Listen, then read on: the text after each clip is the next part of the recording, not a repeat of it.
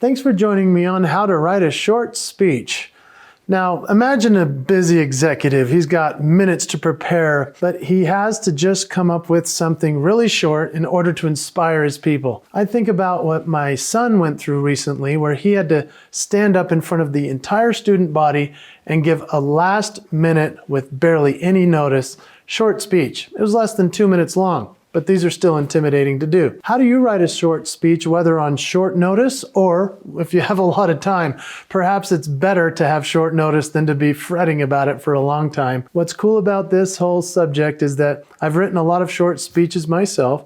I have some formulas and some ideas as to how you can do this for yourself, which are going to absolutely transform the way you do this from now on. My name is Jason Hewlett. I've been a Hall of Fame speaker for quite a while. I've made a living as a speaker for almost a quarter of a century. Man, that's amazing. So I'm excited that you're here to join me. Let's work on writing your short speech together.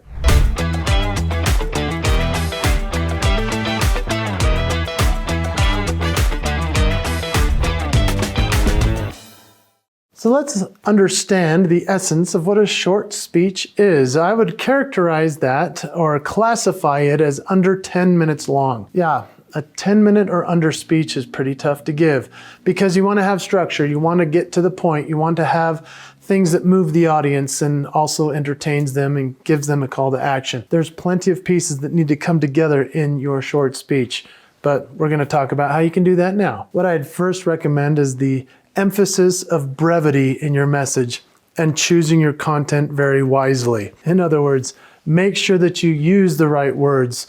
What I love about the way that speeches have evolved through the years is that TED Talk is now essentially a standard of a talk. It's 18 minutes long or less. And so while we're shooting for about 10 minutes, you could even still classify a TED Talk as a fairly short talk. When I get hired to speak for events all around the world, I'm usually hired to speak for 45 to 60 minutes. And so sometimes they do say to me, "You have 20 minutes. Or other times, I'll have to expand it out to 90. But the point is that TED Talks have compressed that through the years, as we've now seen that people are accepting a speech that's 18 minutes or less as a really great content delivery system. And so when it comes to your 10 minutes or your TED Talk, that is considered a short talk. Let's talk about crafting compelling content. How do you figure out what to say in such a short amount of time? Let's first start with the opening of the talk. This is where you need to grab the audience right away because you have a very limited amount of time and you want them with you for the entire thing. I mean, sometimes I might have a 60-minute speech and I could take 15 minutes till I really grab them. Now, we're talking, let's grab them right at the beginning.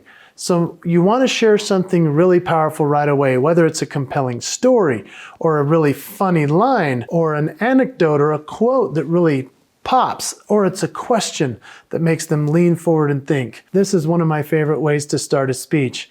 If I know I have a limited amount of time, I might stand up on that stage and say, "Hey, why set a goal when you can make a promise?" And I let that sit while people are like, "Huh, I've never heard that before. That sounds crazy." Right? And then we talk about promises. This sets up the premise of the entire speech. Now, I can go back to that if I want to, but in essence, where I might teach somebody putting together a long speech, I might say, "Hey, do 3 points in a poem." That's fine. That's an old kind of cliche way of teaching speaking, but you could also inverse that and say, "How about 3 poems and 1 point?" Or 3 stories and a point. Everything drives back to that point. So you could start with your point and then everything else supports it. But I want to emphasize the importance of having a clear and concise message. Whether you start with it or you ask the question and then you go into what your point is. Having that clear message is of the essence because you have such limited time. One of the best speakers in the world, his name is Eric Chester. He's a Hall of Famer and he's one of my heroes in the speaking business. Here's a guy who's made a living at it for 30 years. I mean, this guy is a legend. And if you want to check him out, go to ericchester.com. But he said something at an event I'll never forget. It blew my mind because he stood up on that stage and he talked about how speakers have relied on the same speech for so long. A lot of professionals do this. They rely on the same speech for years and years, and they just refine it and it gets better and better, obviously. But he then said, I make every line re-audition for my speech.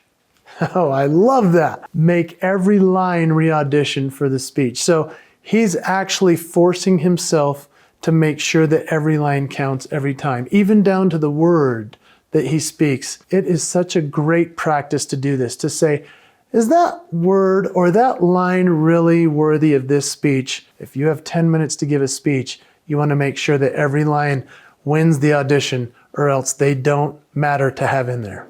Now let's talk about structuring your speech for impact. Let's talk about the 3-act structure of a speech: setup, conflict, resolution. In essence, what this is what problem do you solve? So as a speaker, you want to capture their attention right away. Then you have the body of the speech, which is capturing their attention and then making the setup, the conflict, the resolution with the problem you solve. You could say something like, this is the problem with this company right now, right? And then this is the solution and how you can apply it. Or if you have a problem in your life, this is what's happening and here is your solution for it. That is a great, concise speech. What you want to implement now that you have the structure, the body, you've got the beginning, the middle, and then you want to create the ending. What does the ending feel like? Is it a call to action? Is it something that makes them jump out of their chairs to give you a standing ovation? Within all of those pieces, now you want to integrate all the little beautiful pieces of a speech, which would be audience interaction. It could be humor. It could be music. Maybe you're asking questions that they're actually involved with you. There's so many different ways to make this work. I would recommend that as you know your signature moves, that which makes you unique, that as you share those pieces, it's going to make all the difference in your presentation. You've got the structure, now it's time to pepper it with all the right ingredients. Some of my favorite ways to pepper in things within the structure would be humor, storytelling, and music. What's yours? If you want, I'd love for you to go into the comments and say, here are the ways that I like to pepper in something of emotion into my presentation. So tell me what it is, whether you like to add drama or do voices or have a lot of facts, charts, and graphs. You name it, it's up to you to choose what it is that makes your presentation interesting. I'd also recommend you consider having some callbacks. And so even in a short speech of 10 to 18 minutes, you can have something where you continually call back to what you originally referenced. This would be called the red thread. And my friend Tamsin Webster talks about this. She even wrote a book about it. You want to have everything have a through line that goes all the way through to the end of the speech, from the beginning to the end, so that it kind of ties it all together, but it gives you a nice flow for your speech. So check out Tamsin Webster. Go check out the red thread. It's a powerful, powerful lesson. And then, of course, you have polishing your delivery. Yeah, you don't want to just create this structure and then come up with some funny lines or some interesting stories and then your thread all the way through and then you don't even practice. Oh, that's just such a bad idea. If you have a 10-minute speech, this is a great opportunity to work on it incessantly. And I say, practice it while you're driving. Practice it into your voice recorder on your phone. Practice it into the camera and try it out with your friends. Invite some people over to test out the material. They're actually going to probably give you some ideas as to how you could tighten it up, make it funnier, make it more interesting. Even some stories you may not have remembered to share. These are important pieces in order to make it so that you polish that delivery. If you're just creating something that you think to yourself, oh, I'll just give it once, see what happens. No, take it serious. Make it something that's special. Make it so that you have polished this delivery to the point that you're like, yeah, I've got this. I'm prepared, I'm ready. Here we go. At the same time as you're practicing the delivery, think about your body. Think about your body language, how you're going to deliver it with vocal variety. Maybe you're going to say things really fast and then slow it down. Remember to pause, to allow a question to be answered by the audience. There are all kinds of techniques. Think about your body. Are you going to stand with your hands in your pockets? Are you going to hold your notes in an iPad? What are you going to do? When it comes to all of these techniques, are you going to walk back and forth? Do you have a clicker and do you have slides? If you're interested in knowing about all of these types of things, I have other videos on this channel that can help you. But while you've created a 10-minute presentation, the question might also be, how many slides would I show in this case? What can I do with my voice? What should I do with my hands and my body? Your body speaks a lot more than even the words you're saying. And then one of my favorite things to talk about is how you polish the delivery of certain phrases We call it a phrase that pays. These are the things that people walk away with and they remember about your speech. They might tweet it or put it on Instagram or on LinkedIn. These are exciting things to have, and if you don't have them just yet, then start to practice making them a phrase that pays. I said that line earlier about why set a goal when you can make a promise.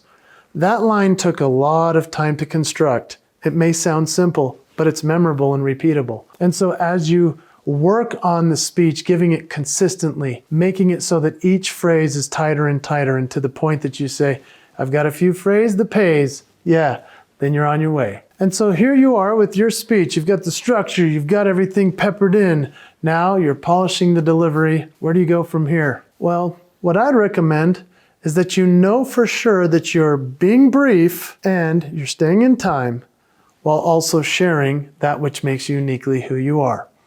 You have signature moves that no one else can share.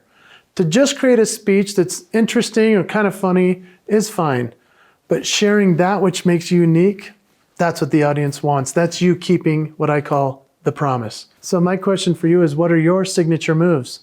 Do you know what they are and how you can pepper them throughout the presentation? That's what's going to make you stand out in a sit-down world, are your signature moves. That's why you like certain artists. That's why you like certain brands. That's maybe why you came to this channel, is because you know my signature moves and you like me. I hope you do, at least. Thank you for taking the time to watch this. What I'd like to do is offer you a very special gift that's going to change your presentation forever. It's called the ICM process. Identify, clarify, and magnify your signature moves. If you haven't identified what your gifts are and then clarified it with others, how are you going to magnify that which makes you uniquely you? So this assessment is something that's free, and I'd love for you to go to jasonhewlett.com/ICM. When you go there, you're going to sign up for something that you'll receive every Sunday in your inbox. It's an inspiring newsletter about the promise and how you can live the promise as well. And then you're going to receive in your inbox the ICM process assessment. This is going to change your life because you're going to identify what makes you unique. You're going to clarify with others what it is, and then you can magnify that in every 10-minute presentation. Thanks for joining me today.